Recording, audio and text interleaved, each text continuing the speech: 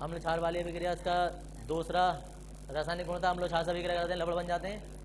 तीसरा इसका ये है, धातु से अभिक्रिया कराते हैं तो हाइड्रोजन गैस निकलती है। और चौथा रासायनिक गुण ये है, ये अपने आप में खुद इंपॉर्टेंट भी है। हेल्महोल्ट्ज जलन की अभिक्रिया, फुल फॉर्म है यार HBZ की।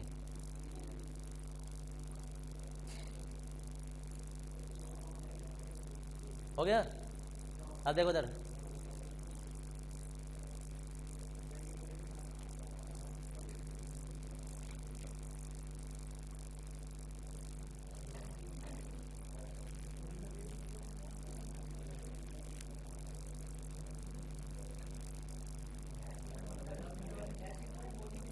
अब देख लो इधर, देखो इधर, जब कोई अल्फा हाइड्रोजन युक्त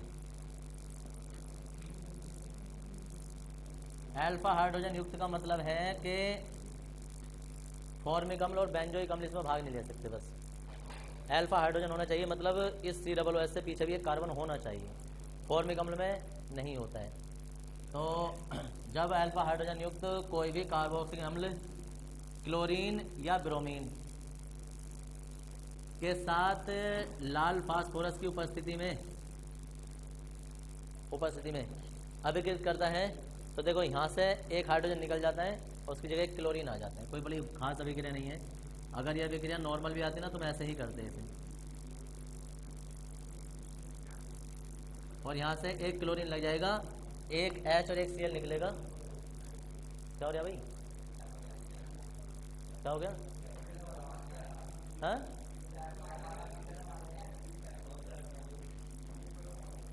इज्जत रास हमारी थोड़ी बहुत भी।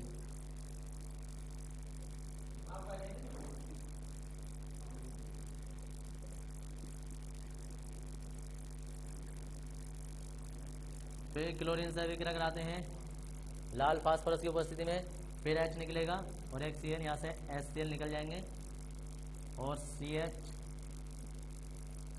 और COOH और जी फिर क्लोरीन निकल कर आएंगे लाल फास्फोरस की उपस्थिति में, फिर H निकलेगा, CCl3 हो जाएगा, COOH और जी HCl यहाँ से निकल जाएगा। अब देखो इधर 1 और 2 है, तो 2,2,2 ट्राई क्लोरो एथेनोइक अम्ल,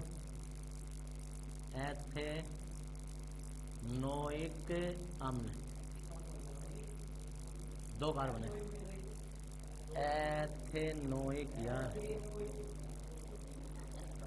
एथेनोइक अम्ल बनता है। अब ऐसा लिखना नहीं है, अभिक्रिया कैसे लिखेंगे, देखो सर, ये पूरी की पूरी अभिक्रिया HBZ अभिक्रिया कहलाती है।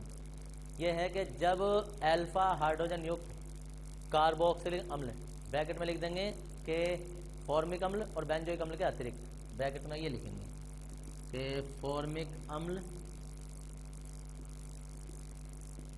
और बेंजोइक अम्ल के अतिरिक्त, है ना जी।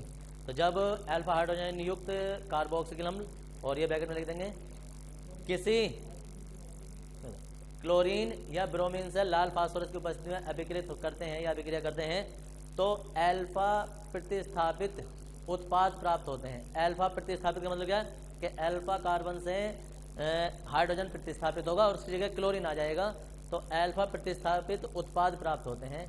यह अभिक्रिया HBZ अभिक्रिया कहलाती है।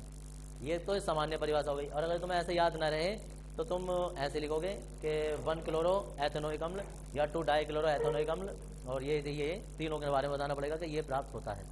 यह अभिक्रिया HBZ अभिक्रिया कहलाती है। तो जैसा नॉर्मल अभिक्रिया तुम करते आ रहे हो, जो दिखाई दे रही है वही हिंदी लिख सकते हो, या जो मैं लिखवा रहा हूँ वो वाली लिख सकते हो। सही जो मैं लिखवा रहा हूँ यही है, वरना अगर याद नहीं है तो फिर वो वाली भी कर सकते हो। तुम्हें मुझे इतना पता है कि तुम्हारा एरर क्षेत्र क्या है। तुम्हारा एरर क्षेत्र जो ना वही होगा कि तुमसे अल्फा प्रतिस्थापित उत्पाद नहीं लिखा जाएगा, तो इसलिए समझ लेना जहाँ तुम डाउट करोगे। तो इसलिए इस दोनों बता रहा हूँ तुम, इसलिए जब अल्फा हाइड्रोजन युक्त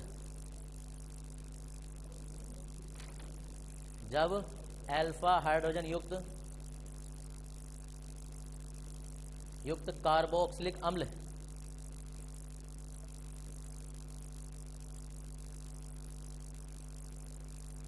कार्बोक्सिलिक अम्ल ब्रैकेट में लिख देंगे ये फॉर्मिक अम्ल तथा बेंजोइक अम्ल के अतिरिक्त।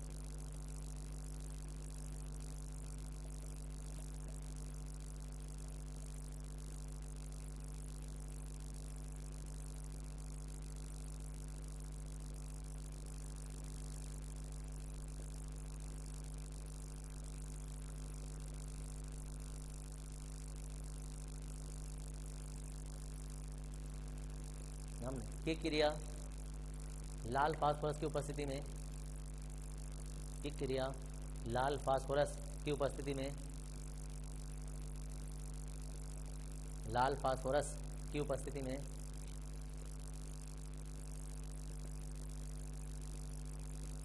में क्लोरीन या ब्रोमीन से कराई जाती है, क्लोरीन या ब्रोमीन से कराई जाती है।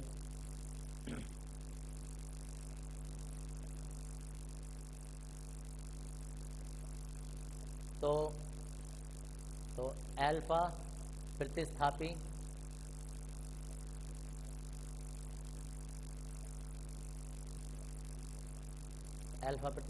उत्पाद प्राप्त होते हैं, अल्फा प्रतिस्थापी उत्पाद प्राप्त होते हैं। यह विक्रिया अल्फा प्रतिस्थापी उत्पाद प्राप्त होते हैं। यह विक्रिया HBZ अभिक्रिया कहलाती है।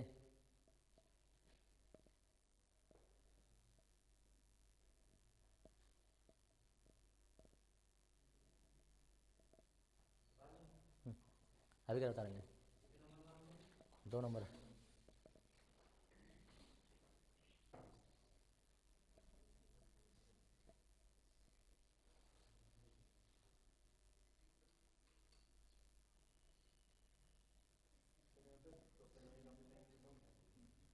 प्रोपेनॉइक अम्ल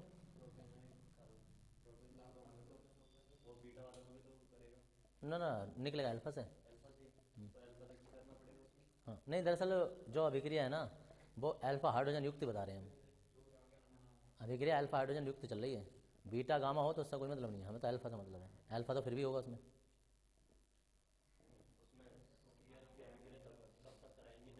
हाँ, जब तक अल्फा निकलते रहेंगे।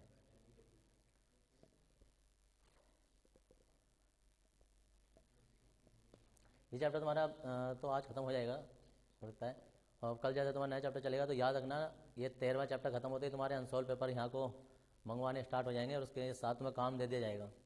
तो इसलिए जिस पर ना हो वो पूरे कर लेना। सोल्ड पेपर जो है वो जो करवाना है वो मैं अपना आप करवा दूंगा, तुम्हें सिर्फ लाने हैं यहाँ।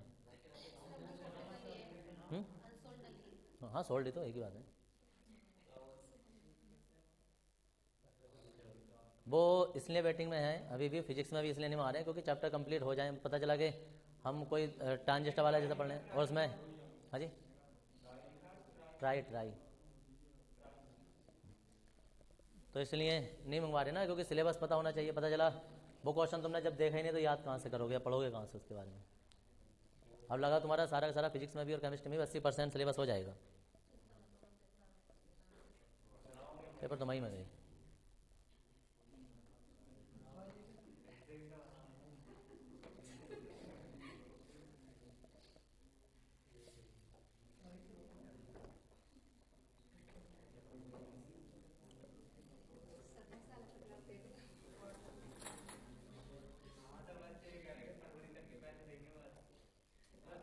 बच्चों ने तुम्हें नेता बना दिया।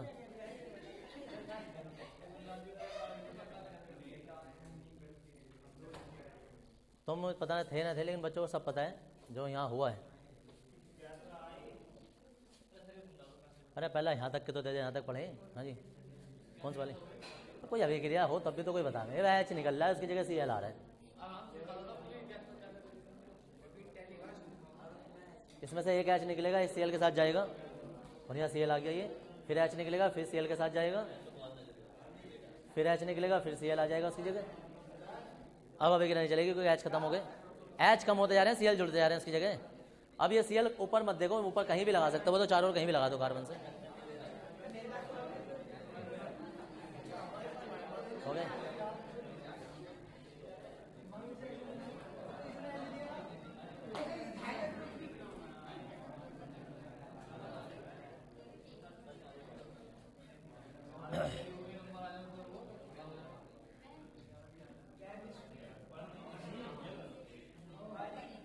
देखो इधर,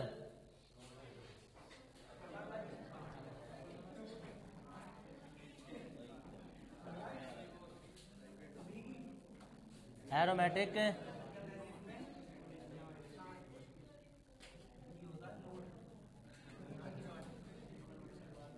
कार्बोक्सिलिक अम्ल,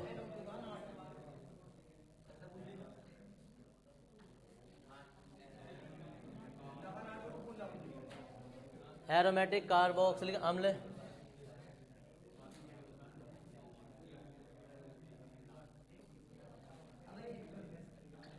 मेटादेशिक प्रभाव वाले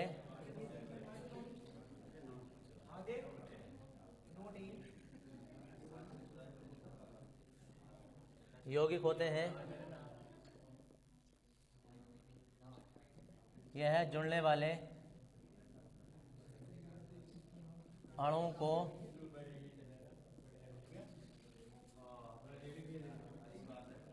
मेटा स्थिति पर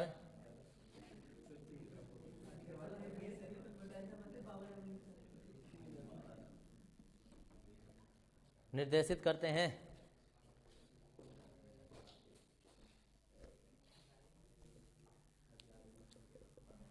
हाँ जी, पहले एक हमारे पास एल्डिहाइड हो गए, एक कीटोन हो गए, और एक ये कार्बोक्सिलिक अम्ल हो गए जो कि मेटा पोजीशन पर भेज रहे हैं। बाकी सब ऑर्थो पैरा वाले थे। एक साइनाइड और नाइट्रो और होता है जो कि मेटा पर भेजता है।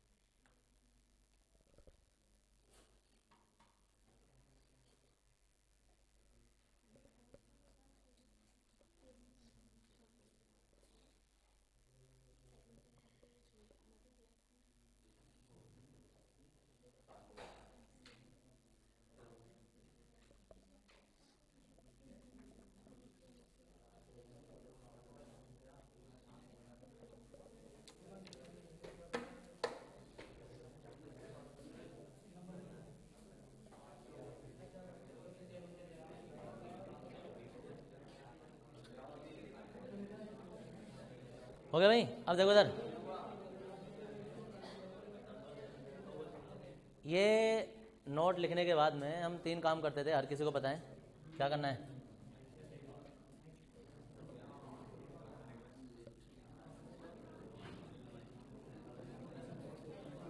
कितने रासायनिक गुण हो गए थे? 4।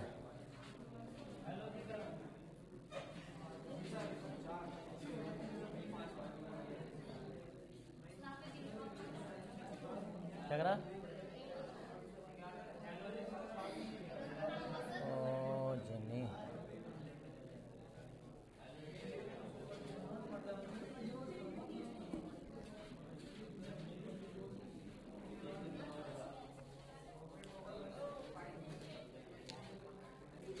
देखो इधर, अब बेंजोइक अम्ल। अब या तो देख लो, यहाँ से मेटा पोजीशन से H निकलेगा, यहाँ से पोजीशन से, और यहाँ एक Cl लग जाएगा।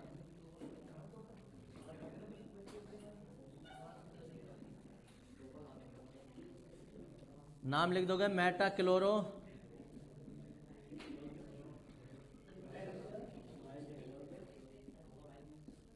बेंजोइक अम्ल, और साथ में HCl जो है वो निकल जाएगा। छठे पे आ जाएगा नाइट्रीकरण। हाँ जी, COOH HNO3 सांद्र H2SO4। देखो इधर,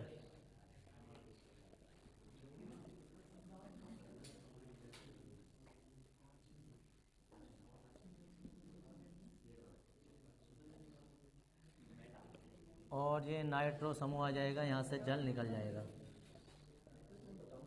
मेटा नाइट्रो, हाँ जी, इतना दुख तो तभी होता है जब उतार लिया हो। सल्फोनीकरण,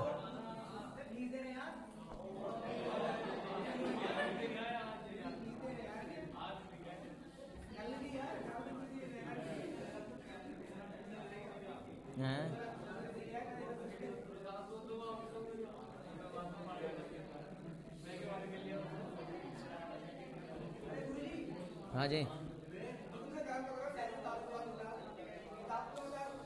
ये 50 डिग्री सेल्सियस होता है। अब देखो इधर, जब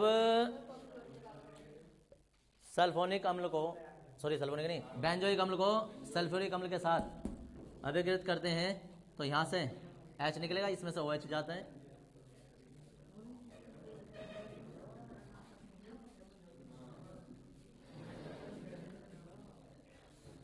यहाँ थोड़ा सा चेंज ये समझो, चेंज ये है कि नॉर्मली जब ये सल्फ्यूरिक अम्ल आ जाता है ना तो लास्ट में अपना सल्फोनिक अम्ल नाम लगवाते हैं, लेकिन बस इसके सामने आके थोड़ा सा फीका पड़ जाता है। और यहाँ जो है ना ये सल्फोनिक अम्ल नाम नहीं जुड़वाएगा, अब ये सल्फो जुड़वाएगा अपना नाम। यहाँ मेटा, हाँ जी, सल्फो बेंजोइक अम्ल, ठीक है, सल्फोइक अम्ल। दरअसल अकेले COOH में खाली ये होता ना, ये इसमें तो इसकी बरीता की बात कर रहे हैं, तो इसकी बरीता ऊपर ही रहती है, लेकिन बेंजोइन एरोमेटिक यौगिक कहते हैं ना, एरोमेटिक यौगिक जो होते हैं ना वो इससे ज़्यादा स्थायी रहते हैं। इस वजह से एरोमेटिक यौगिक इससे ज़्यादा स्थायी होते हैं। ये तो दुर्बल अम्ल होता है, ये प्रबल होता है। लेकिन वरीयता के मामले में ऑर्थोपैरा की वजह से इसका नाम मेटा सल्फो, जो उसका पूर्व लगन होता है, इसका जो पूर्व लगन होता है वो यूज़ किया जाता है, उसका पूरे का पूरा अनुलगन नहीं आता, वही अम्ल जैसे आता है। अकेले में तो खैर सल्फोनिक अम्ल ही आता है, लेकिन बेंजीन की वजह से इसका स्थायित्व बढ़ रहा है, इसलिए तो सल्फो, इसलिए इसे रोक कर बता रहा हूँ मैं तुम्हें, क्योंकि बार बार अब से पहले जितना भी तुमने सल्फोनीकरण किया है ना, हर किसी का नाम बाकी सब पहले आ जाते थे, हाइड्रोक्सी वाइड्रोक्सी एल्डिहाइड जो भी है, और इसका नाम सल्फोनिक अम्ल आता था। लेकिन अब जो है सल्फोनिक अम्ल नहीं आ रहा है, सल्फो बेंजोइक अम्ल आ रहा है, क्योंकि COOH अपने आप में खुद भी स्थायित्व होता है। सारा ऐसे लिख दो। हिंदी इसके जो लिखनी है ना, तो हिंदी ऐसे लिख सकते हो कि जब बेंजोइक अम्ल को FeCl3 के ऊपर में इसका Cl से अभिक्रिया कराते हैं तो ये प्राप्त होता है, ऐसे ये प्राप्त होता है। ये भी हिंदी बना कर सकते हो ना, डायरेक्ट लिख दो। अब तो तुमने काफ़ी बार कर चुके हैं, सब आते हैं फिर उसमें फिल इन द ब्लैंक में।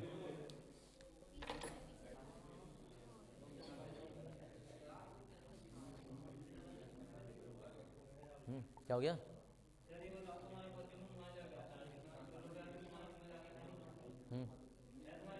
यहाँ रुक जाइए ना, तसल्ली में दूंगा फिर।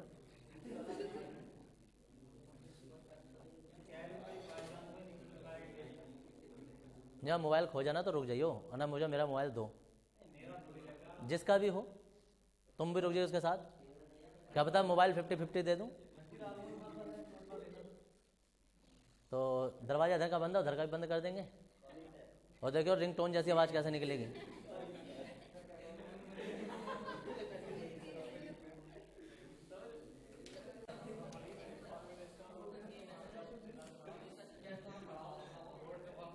क्या करेंगे? इंग्लिश का? ये भी सही है। इंग्लिश का नहीं, तुम लोग तो पढ़ ले, देखो पढ़ रहे हैं।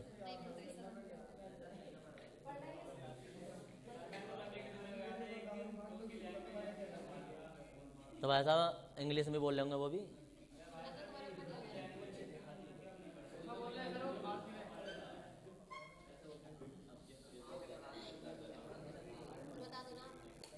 देखो बेटा जरा,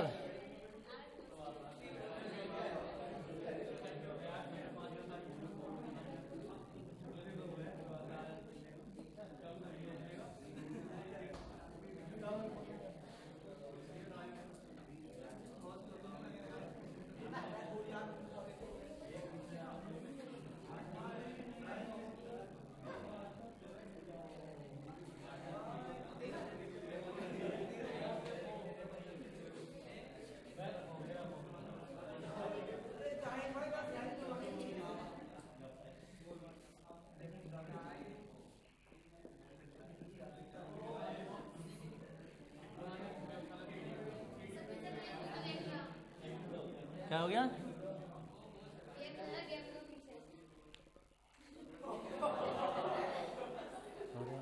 किसका मोबाइल है, किसका?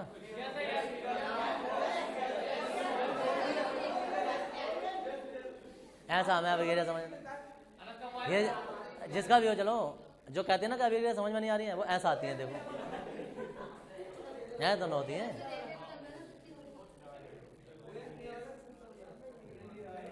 चलो क्या हो गया?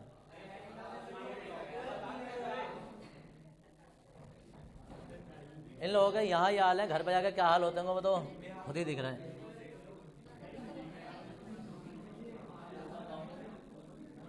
घर पर जो दिखावे के लिए पढ़ाई करते हैं ना, हाँ वो लोग होते हैं जो कि कैट मारने कुत्ता, डॉग मारने बिल्ली बोलते हैं, और घर वाले कहते हैं बड़ा पढ़ लिया।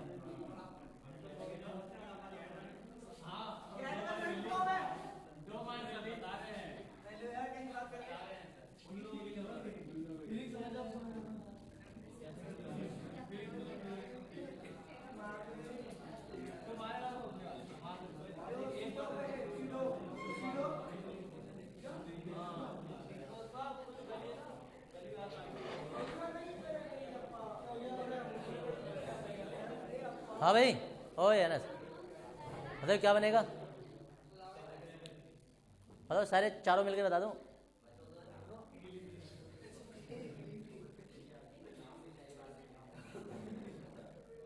ना पता, ये नतीजा होता है बोर्ड पर ना देखने का। तो जब अगले साल पढ़ोगे तो बाकी जो लोग पढ़ना चाह रहे हैं उन्हें तो पढ़ने दो बेचारों को।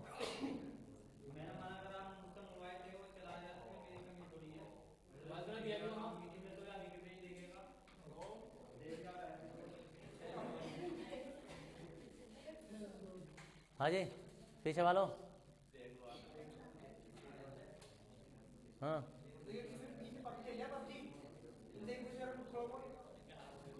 चलो इनसे पूछ लेते हैं, बताओ जी क्या बनेगा? बहुत बढ़िया जी। और पीछे, हाँ जी हेल्पर वालों, और कटैया। हाँ भी इधर।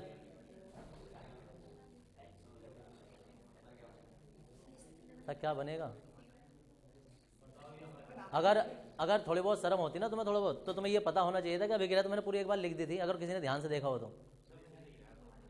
एक बार पूरी अभिक्रिया लिख दी थी, उसके बाद मैंने देखा, मैंने बच्चे बच्ची बातों में लग रहे हैं, फिर मैंने मिटा दी।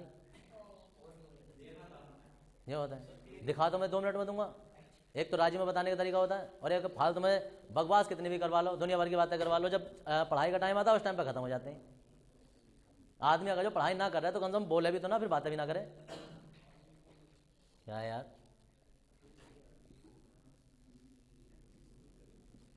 पूरी क्लास ऐसी है, किसे किसे क्या करे। तो ये फॉर्मिक अम्ल बनता है, एक बार हिसाब ही लगा के देख लेते हैं। ये ऑक्जेलिक अम्ल होता है, इसमें से एक H निकल जाता है और ये C+H हो गया, तो बच्चा क्या है, थोड़ा हिसाब भी लगा ले। लेकिन ये है ना कि खिंचने की जरूरत, किसी के सहारे की जरूरत पड़ती है, बस खुद कहाँ चलेंगे। ये प्रयोगशाला विधि होती है फॉर्मिक अम्ल बनाने की। फॉर्मिक अम्ल वही है जो कि चींटी के डंक में पाया जाता है। ये अंदर जाते ही सूज जाता है, और शायद बिच्छू के उसमें भी यही डंक पाया जाता है, तीव्र प्रबलता में।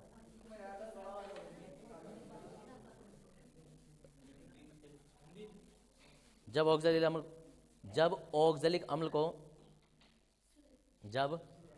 ऑक्जेलिक, इसे ऑक्जे भी बोल देते हैं, ऑक्से भी बोल देते हैं, दोनों नाम होते हैं। तो ऑक्जेलिक अम्ल को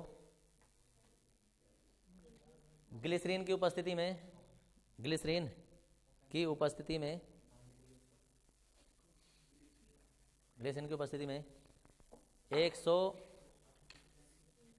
डिग्री सेल्सियस पर गर्म करते हैं। 110 डिग्री सेल्सियस पर गर्म करते हैं।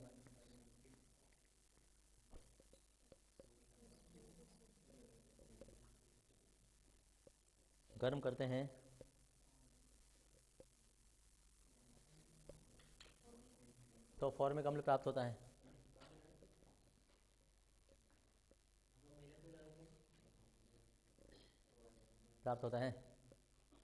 लिख देंगे अभिक्रिया।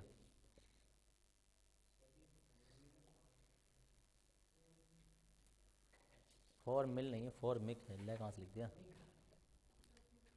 फॉर्मिक अम्ल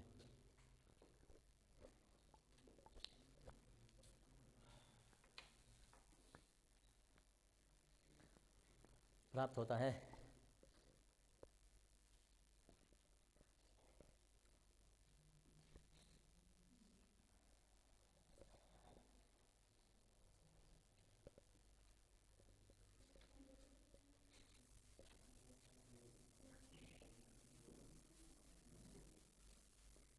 देखेंगे विधि नीचे,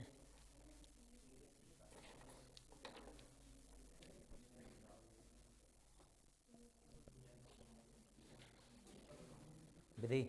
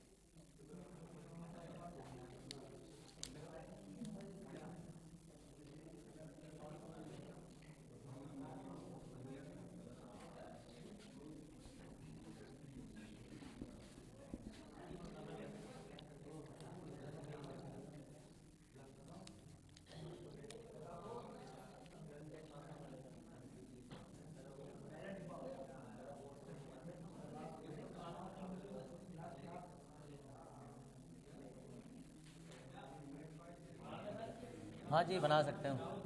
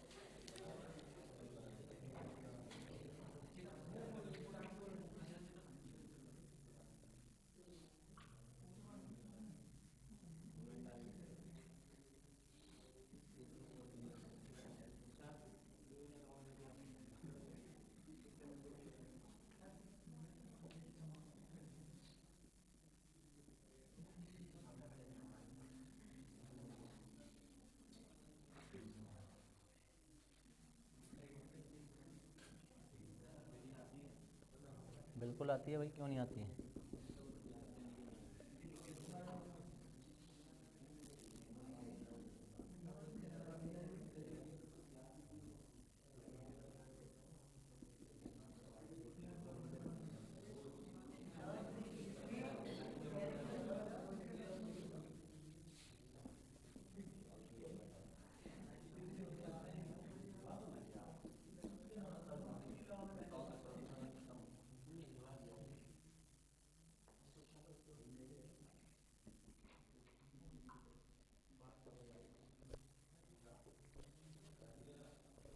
हट जाए।